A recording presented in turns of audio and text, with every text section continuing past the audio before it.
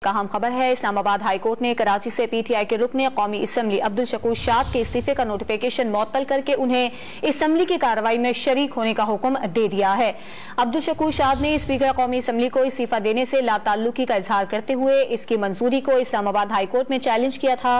Islamabad high court के chief justice अतहन Minallah ने remarks दिए हैं कि अदालती इस्तफसार पर दरखास्त गुजार के वकील ने बताया कि बगैर पेशी स्पीकर कौमी असम्बली ने इस्तीफा मंजूर किया।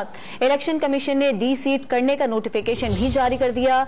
इस्लामाबाद हाईकोर्ट ने इलेक्शन कमीशन का नोटिफिकेशन मुअत्तल करते हुए स्पीकर और कौमी असम्बली के सेक्रेटेरिएट को नोटिस जारी करके जवाब तलब कर लिया। अब्दुल शकूर शाद ने स्पीकर कौमी असम्बली को इस्तीफा देने से लाताल्लुकी का इजहार करते हुए इसकी मंजूरी को इस्लामाबाद हाईकोर्ट में चैलेंज किया था। इस्लामाबाद हाईकोर्ट के चीफ जस्टिस अतहन मिनुल्लाह ने रिमार्क्स दिए हैं कि अदालती इस्तफसार पर दरखास्त गुजार के वकील ने बताया कि बगैर पेशी स्पीकर कौमी असम्बली ने इस्तीफा मंजूर किया। इलेक्शन कमीशन ने डी सीट करने का नोटिफिकेशन भी जारी कर दिया।